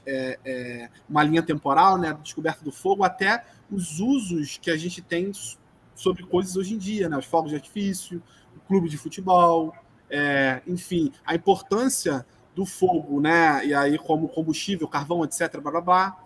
Então, assim, mais ou menos nessa linha. O desafio mora, não necessariamente em escrever um enredo, mas de se pensar o seguinte, eu quero falar sobre, sei lá, quero falar sobre Roma, tá? E aí, mas quais aspectos inovadores eu posso trazer sobre o fogo, né? Sobre Roma?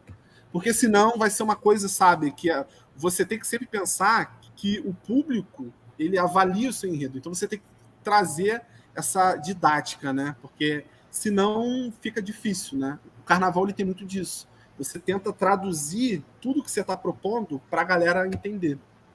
A proposta é a interatividade, né? E aí, Marta, assim, só para, de repente, linkar realmente a pergunta, você, dentro disso, você citou vários elementos. Pesquisa, né, leitura. E aí a gente está aqui destacando que você, além de ser, né, um historiador em formação, você é um carnavalesco. Então, você tem esse a mais, né? Você tem esse potencial a mais. E aí, e os carnavalescos que não têm? Como é que eles elaboram esse enredo? Eles dispõem de pesquisadores, de um grupo de pesquisa? A pergunta que eu faço para ser carnavalesco tem de ser historiador? Não. Então, né? Rose, não. Na verdade, não existe uma formação para ser carnavalesco, vamos dizer assim, né? O carnavalesco, no meu entendimento, ele tem que unir várias situações, né? É um profissional é um pouco de tudo. Então, você vai ter carnavalescos com uma pegada mais histórica, né? E aí aqui do meu coração, quando eu cresci, assim, acompanhando desfile, eu apreciava muito a Rosa Magalhães, a professora, a gente chama de a professora, que embora não seja uma historiadora, ela foi criada em Belas Artes, então ela tem uma formação artística, uma veia artística muito grande e professora ao mesmo tempo, né? Ela lecionou por muito tempo lá na EBA, né? Então, você vai ter carnavalescos com uma pegada mais a nível de, enfim, arquitetura, em moda, mas você vai ter gente, principalmente no carnaval atual, que é uma coisa muito academicista, vamos dizer assim, por trás fazendo aquela pesquisa. Porque um carnavalesco que se preze, Rose, é muito difícil você ser completo. Às vezes você sempre tem um calcanhar de Aquiles, me perdoe a brincadeira. E aí você vai buscar ajuda naquilo que você, às vezes, não é tão bom. Por exemplo, não vou citar nomes para não ser antiético, mas tem carnavalesco que não desenha. Carnavalesco consagrado que não desenha. Tem carnavalesco consagrado que não escreve, que não faz a pesquisa. E aí a gente pode até debater se você contar sobre algo que você não escreve é legal, se não é, se você não faz a pesquisa, se é o certo, se não é, mas enfim. O que eu quero dizer é que existem várias formas de você desenvolver esse processo. Dificilmente, aliás, eu digo que não há como o carnavalesco ser responsável por tudo. Então, assim, por exemplo, só para você entender, eu, quando fiz o Carnaval da Ponte de 2019, Oferendas, assim, o meu conhecimento sobre religiões de matriz africana é muito teórico, porque eu não professo a religião. Só que eu achei muito interessante eu conversar com quem professa. Então, eu conversei com muito Ialorixá, Babalorixá, né? perguntando primeiro, na questão espiritual, se era um desrespeito, se não era, o que eu tinha que fazer, o que eu não tinha que fazer, né? Porque ter essa cultura imersiva também, né? E para me dar um respaldo intelectual, vamos dizer assim, sobre o que eu estava fazendo, né? Eu precisava falar sobre Y. Como é que eu falo sobre Y? Ah, fala assim, olha só, então, você vai falar sobre o orixá Y, X, então são essas cores, isso aqui você não pode fazer de jeito nenhum, porque ele não gosta, entendeu?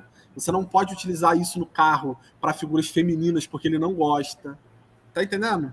Então, quer dizer, interatividade e negociação são duas características primordiais também num carnavalesco. Ele precisa dispor da arte de negociar, né? Para ter o seu enredo aprovado. E ele precisa ter interatividade com várias outras formações, outras artes e conhecimentos, uma vez que ele não sabe tudo, é isso, né? Enfim, ninguém constrói nada sozinho, né? Então... Eu achei muito interessante, assim, duas coisas aí, né? Primeiro, que é um ramo de trabalho, assim, para quem faz história também, né? Porque o carnavalesco que não faz pesquisa, às vezes ele realmente não faz pesquisa, não tem know-how para fazer. Contrata alguém, né? Então, é até bom o pessoal, né, os alunos que estão estudando história agora, entenderem que o trabalho de historiador não é só dar aula, necessariamente, né? É trabalhar com pesquisa histórica. E pesquisa histórica está em todos os campos. Você tem firmas que precisam que se faça pesquisa histórica, você tem escolas de samba que precisam de ajuda para fazer as pesquisas históricas. Então, você tem assim, muitas possibilidades em termos de trabalho. Isso é importante a gente destacar, né? E o segundo ponto que eu achei bacana é que, de tudo que você falou, Rodrigo, me fez pensar o seguinte: não adianta o cara ser carnavalesco se ele não tem repertório, né? Então, precisa ser uma pessoa que tenha uma amplitude em relação à cultura, né? Que tenha um conhecimento cultural amplo, pelo menos o mínimo de conhecimento. Ainda que não seja acadêmico, né, Marta? Sim, não necessariamente acadêmico. Às vezes, é o que ele citou, a Rosa Magalhães, né? Que se formou em Belas Artes, mas provavelmente era uma mulher com uma cultura geral muito grande. E, assim, falta um pouco, né, nas pessoas uma cultura geral mais ampla. Isso porque, às vezes, a gente espera que a universidade vai ensinar tudo que a gente precisa, né? Mas a universidade não ensina tudo o que a gente precisa. Nenhuma universidade ensina tudo o que a gente precisa. Ela ensina elementos muito específicos num curto espaço de tempo. Então, como é que você consegue cultura geral? É com isso aqui, ó, é lendo, né? É lendo, é pesquisando, é interagindo, fazendo pesquisa de campo, mas principalmente sendo uma pessoa que tem curiosidade em relação ao mundo intelectual que o cerca, e o intelectual não é no sentido só do acadêmico, né? Toda a circulação de ideias que existe. Quando o Rodrigo falou, poxa, para pensar no Xangô, eu fui lá na forma como algumas sociedades descobriram fogo e fui fazendo uma evolução em relação àquilo, porque tem um efeito didático, né, que foi o que a Rose pontuou. Quem está vendo precisa entender o que uma aula tem a ver com a outra. E esse entendimento tem que ser rápido. Olha que doido, né?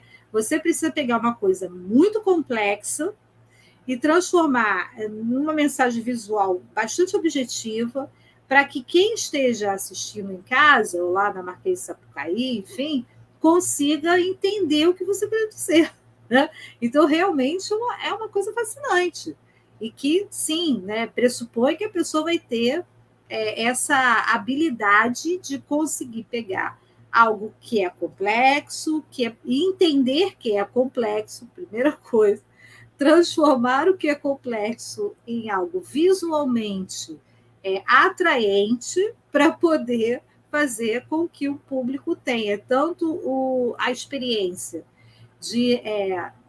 hedonística, né, de ter o prazer visual, mas também ter o prazer de ter entendido aquela mensagem de forma didática, né? É muito doido, muito doido. Mas, Rodrigo, me fala aí, quais são as escolas que você vai atuar agora em 2022? Tá, só pegando um gancho rapidinho de 30 segundos aqui, que você falou que eu achei muito legal, na questão da história, né, na pesquisa, enfim, vou citar um exemplo do que aconteceu, que é muito importante. Às vezes, porque você tem muitos artistas assim que são caras geniais, às vezes o desenho do cara é lindo, o cara, enfim, sabe? Mas que você tem que ter essa bagagem cultural, você tem que ter alguém que te suporte ali atrás fazendo a sua pesquisa. Teve um exemplo de um colega meu de profissão, e aí eu gosto de citar esse exemplo que é fácil de entendimento, que ele precisava simbolizar o Japão num período histórico, tá? E aí, como é que você faz? Isso tem toda uma questão imagética, enfim, o estudo por trás. Como é que você associa fácil uma coisa? Através da imagem. E aí, estava na comissão de frente, ele foi, e quando eu digo ele, não só ele, né? Porque tem toda uma equipe por trás, de coreógrafo e tal, mas enfim, o carnavalesco que dá a ideia. Ele foi e desenhou a bandeira do Japão e entregou para a comissão de frente. Passou o desfile, e aí o comentarista da Globo, alguém com essa bagagem, né, maior, falou: olha, eu gostei da ideia, mas ele cometeu um erro, desculpa a palavra, criminoso, no sentido de representar aquilo que ele está representando. Porque ele está representando a bandeira errada do Japão naquela época. Não é essa bandeira, é a bandeira do sol nascente.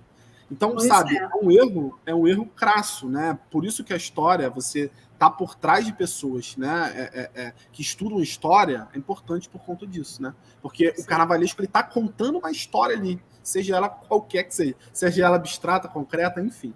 Mas falando sobre a sua pergunta, só citei esse exemplo porque eu acho muito importante, e por isso que eu resolvi estudar história, porque eu decidi o seguinte: enquanto eu estava porque o carnaval é como um futebol, vamos dizer assim, né?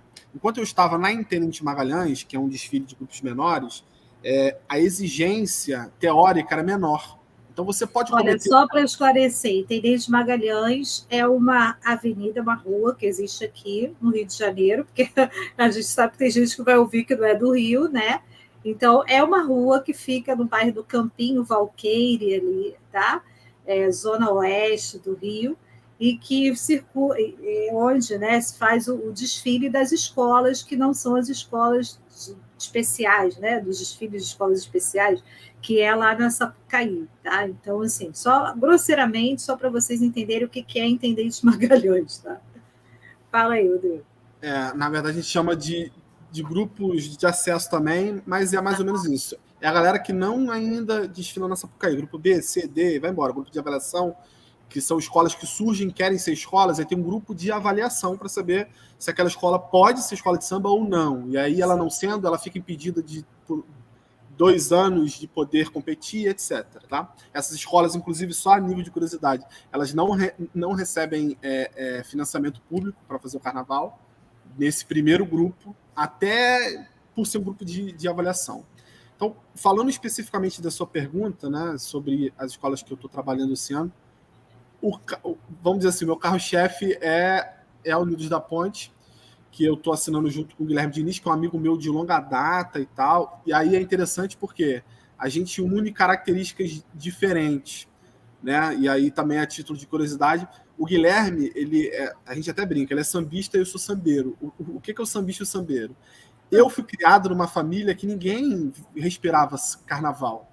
Então, eu fui a pessoa que rompia essa barreira, né? No sentido de ir lá, começar a frequentar as escolas de samba. E aí eu fui criado numa região onde fica perto da Mocidade Independente, Padre Miguel.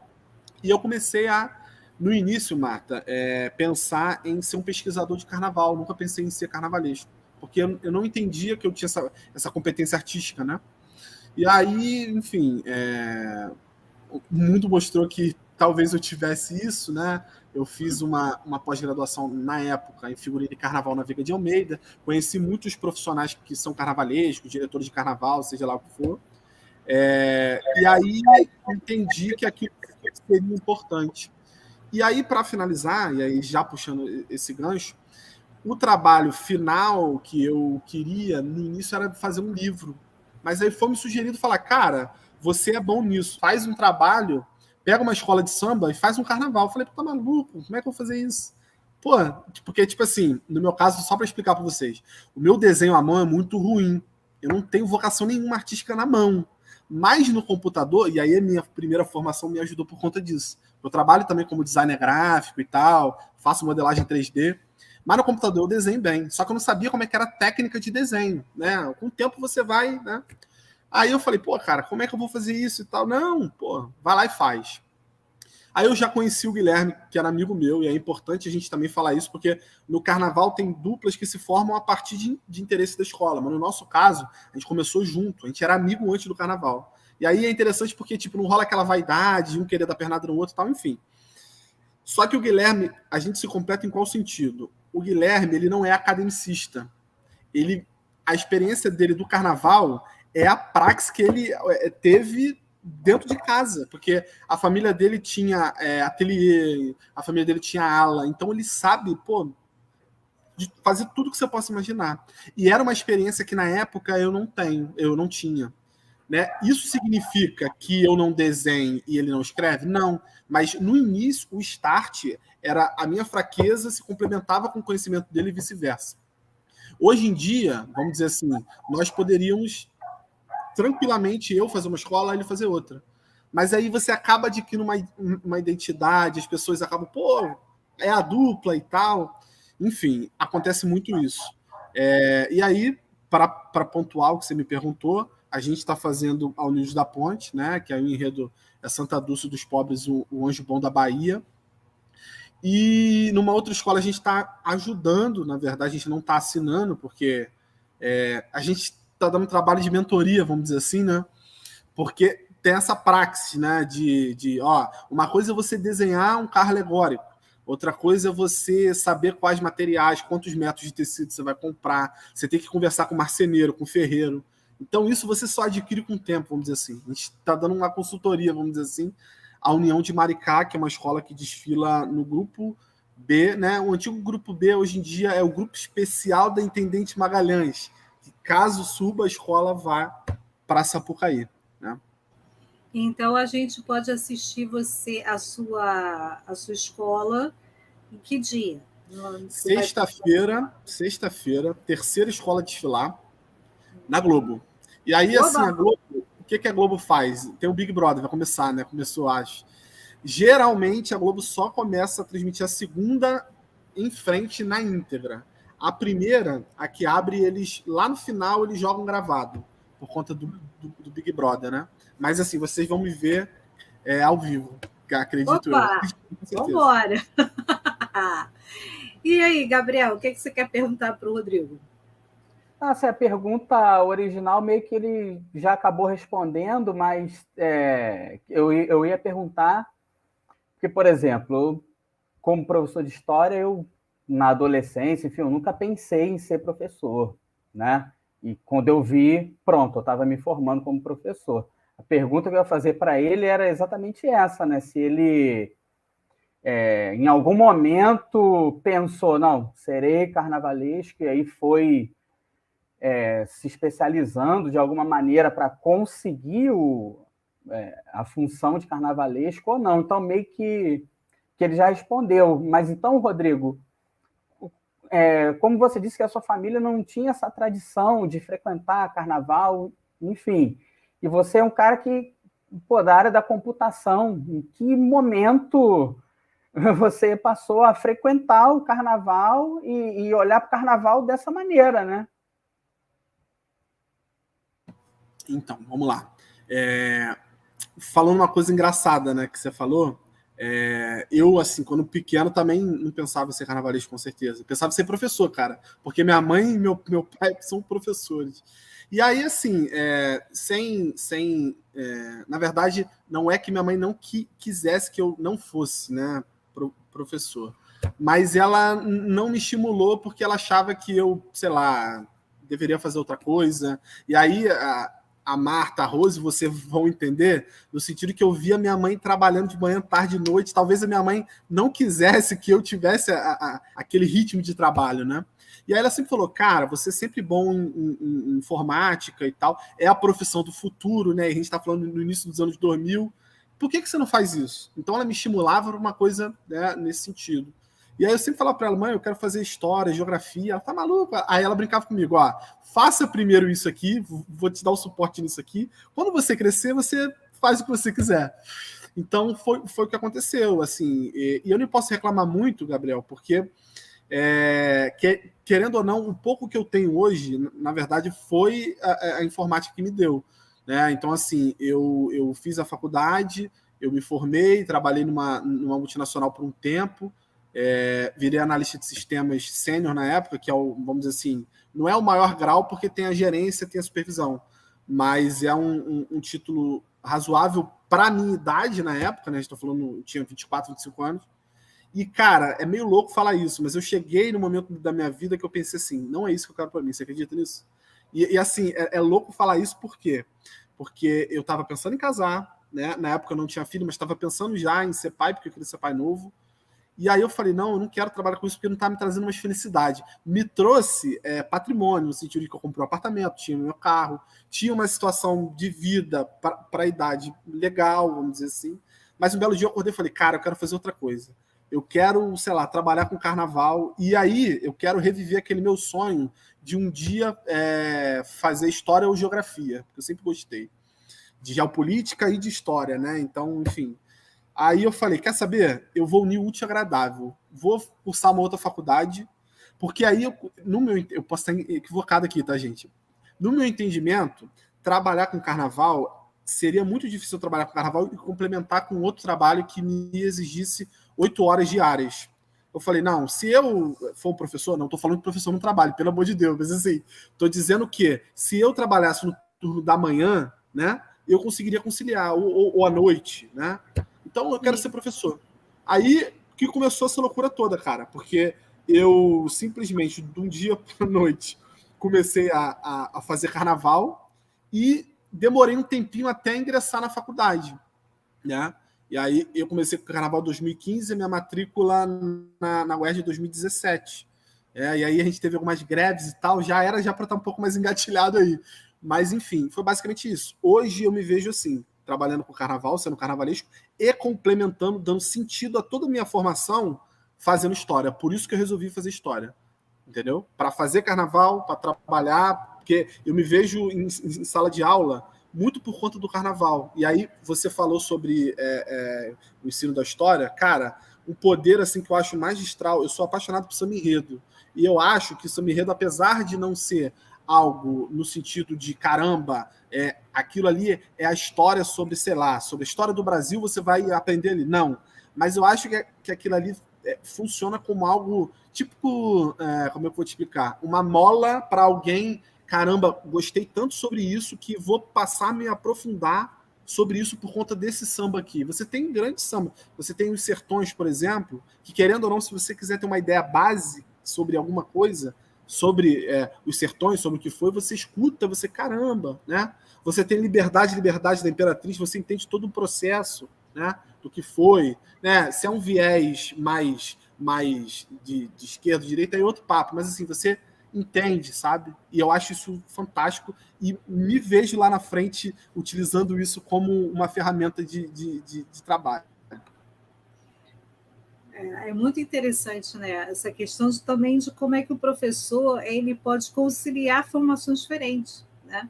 Então você falou, não é que o professor não trabalha, não, o professor trabalha pra caramba, na verdade, né? Mas a jornada de trabalho dele pode ser conciliada com outras, né? Então isso aí facilita você ter uma outra profissão, né? E essa paixão pelo carnaval acabou te levando realmente ao onde você queria. E aquilo, né? É a questão da gente ter que fazer o que gosta na vida. Eu costumo dizer isso para quem é mais novo, né? Para minha filha, para minha sobrinha.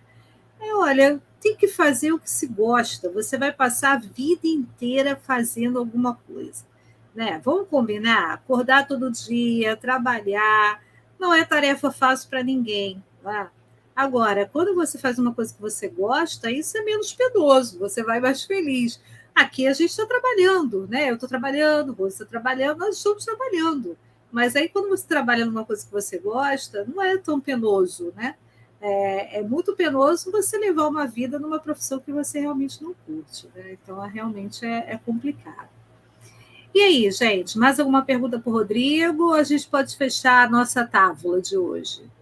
Eu acho que a gente pode fechar, mas eu queria só fazer uma perguntinha rápida. O que não pode faltar, então, em uma escola de samba? Existem elementos que não podem faltar, né? Existem. Pode tudo? Não pode tudo. Em ordem aí. Mas o que não pode faltar? Fala aí pra gente, querido. Rose, a sua pergunta parece ser fácil de ser respondida, mas é bem complexa. Assim, poderia dizer que não pode faltar o samba, né? Porque é aquilo que dá o ritmo ao desfile. E talvez seja esse o fator, o diferencial, vamos dizer assim, do carnaval carioca, até mesmo de outros carnavais aqui no nosso país. Né? Porque a gente tem uma raiz com samba diferente, né? E aí, lembrando de uma coisa que eu achei fantástico, eu esqueci de comentar, que a Marta estava falando antes, e aí eu só quero completar com esse gancho para vocês entenderem, que é o seguinte, sobre esse adestramento do carnaval histórico, né, desde sempre. E isso, inclusive, aconteceu muito quando o carnaval surgiu como algo em potencial no Rio de Janeiro. Né? Não vou entrar no cerne político na época do Vargas e tal, né, dos usos que ele fez com isso, mas o próprio nome Escola de Samba é um adestramento para você conseguir chegar numa representação política e dizer, olha só, e Ismael Silva dizia isso, nós aqui não formamos marginais, nós formamos professores do samba, por isso que o nome é Escola de Samba, entendeu? Por esse uso de, não, aqui não vai ter marginal e malandro, não. Né? Vocês reclamam que aqui é marginal, malandro, não, aqui vai ser professores do samba. Então, achei isso muito interessante. E aí, só para pontuar, eu acho que o samba é o diferencial, Rosa, porque espetáculos visuais você tem em diversos segmentos aí, em diversos países e tal, às vezes um mais bonito visualmente, outro mais... Mas acho que o samba, né? E aí tem um entendimento sobre o sentimento que cada um tem, às vezes em relação à religião, enfim, envolvimento. Mas, para mim, o que dita o ritmo é o samba, sendo bem honesto. É bacana, né? Porque, na verdade, você vê o samba encanta, né? Mesmo a cara que não liga muito para samba, como eu, assim, não sou tão chegada a samba. Gosto de samba, não sou xiita, não gosto. Mas, assim, não é uma música que me atraia muito. Só que nada bate tão bem quanto uma bateria numa escola de samba, né? Quando você ouve aquela bateria, realmente, mesmo você não sendo um grande amante do samba, você sente uma pulsação, né? E aquele pessoal todo cantando, né? Espalha uma energia ali que eu acho que deve ser fantástico, e é o que eu acho, né, que encanta tanto a Rose e o Rodrigo. Né? Essa energia que se espalha ali naquele ambiente com tanta gente concentrada, né? No ideal, numa voz, né? É muito bacana, eu acho que deve ser uma experiência fantástica, que eu ainda não tive, e eu sou bódromo assistir, talvez um dia eu vá, né? Depois disso, acho que desse programa acho que eu fiquei mais animada para ir ao Sambódromo um dia. Eu vou com a Rosiane. Eu quero falar que ele é uma anfitriã, querida. Faço questão de te levar. Vai ser um prazer, uma honra. Rose, só a título de curiosidade também, só uma pequena palavrinha do que é interessante. Pouca gente tem ideia de como é o processo de construção dos sambas, né? Do samba enredo, no caso. E só para vocês terem noção do sentido da responsabilidade do papel do carnavalesco, os sambas eles são feitos em cima do que a gente escreve. E assim, não é um samba. Né? Assim, pelo menos historicamente, nas escolas de samba, hoje em dia a gente tem samba encomendado, né? Mas existe um processo de disputa de samba. Então tem escola que são 30, 40 sambas sobre o que você escreveu, cara. Então, assim, eu acho que é muito importante, porque eu escrevo e o cara tá fazendo samba sobre o que eu escrevi, sabe? E aí, pô, é espetacular. E no final só vence um, né? Então é o samba que vai para a avenida. Isso é muito importante para você entender a coerência de que, na verdade, o carnaval é o ano inteiro. Quando você termina um carnaval, você tem esse processo construtivo de escrever, sentar, bababá, dialogar. Depois você tem a construção do samba, e aí você tem movimentação nas quadras. Depois você tem um pré-carnaval, de fato, que é ateliê, os carros alegóricos, entendeu? Enfim, basicamente isso. Só queria dar essa curiosidade de que nessa época, Rose, eu pego meu carro, crio um pendrive, e aí são 10 sambas, boto lá em loop infinito, escutando, para entender qual vai ser o meu samba preferido, ou geralmente, né, a vida me mostrou assim, eu não posso escolher um samba, porque nem sempre ganho o samba que eu quero. Então eu boto um top 3, um top 4 ali, para não, né, não ficar decepcionado, como já aconteceu algumas vezes. Sim, Theo. Ô, Rodrigo, depois que acabar aqui o programa em off, eu quero que você me responda definitivamente qual é a diferença de samba, samba de roda e samba enredo, que nem o Zeca Pagodinho conseguiu. Acho que você vai conseguir. Mas isso pode ser assunto para uma outra tábua. A gente tem muitos assuntos, né? A gente pode fazer convida o Zeca. A gente pode convida o Zeca. É uma boa. A gente pode fazer um sobre música, né? De uma maneira geral, e aí a gente pensar muitas coisas. Então vamos lá, gente. Vamos gerar a tábua, vamos nos despedir do pessoal que vai assistir esse vídeo, e aí eu fecho. Rodrigo começa, Gabriel, Rose, e eu fecho. Tá. Gente, gostaria de agradecer primeiro por estar falando. Assim, para mim está sendo fantástico, maravilhoso, né? A gente estava falando aqui sobre fazer o que gosta, e eu estou tendo 2 oportunidades nessa live e nesse projeto, né? Sei que pode parecer, tá querendo falar porque quer fazer média, não, mas tá fazendo história, para mim está sendo uma felicidade, pô, espetacular. Tá podendo conhecer certas coisas que são minhas paixões. Eu passei a amar Idade Média muito por conta de diversas situações. Eu gosto de estudar o sacro, também gosto de pensar sobre carnaval, também gosto de um pouquinho mais ali na frente, pensar na história da moda, um pouquinho mais na frente ali, né? Enfim, tá sendo fantástico para mim. E falar sobre carnaval, eu sou suspeito para falar, né? Então, essa live, eu nunca pensei que dentro da questão acadêmica eu pudesse falar sobre carnaval, mas é por isso que eu acredito, né? Posso lá na frente mudar, mas eu hoje acredito que eu preciso fazer isso enquanto pesquisador, levar o carnaval como objeto de estudo, porque falta muito. Às vezes você vê a galera que estuda história da arte estudando, mas história não necessariamente, né? Às vezes já vi, né, profissionais ou professores falando que às vezes não era um objeto de estudo tão interessante, enfim.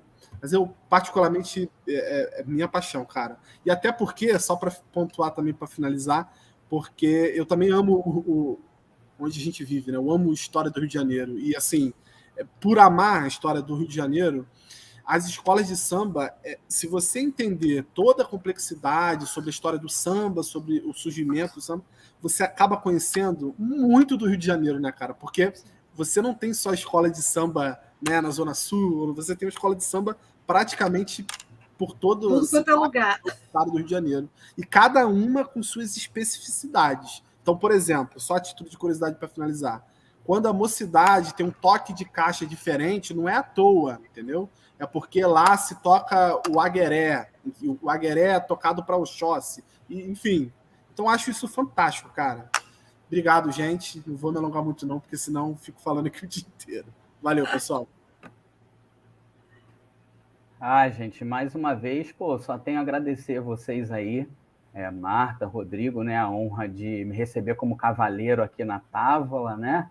E agradecer hoje a presença, especialíssima da Rose. Espero que ela volte aí mais vezes. E já, até aproveitando uma coisa que a Rose falou, quando ela estava colocando lá a questão do carnaval como teatralização, né?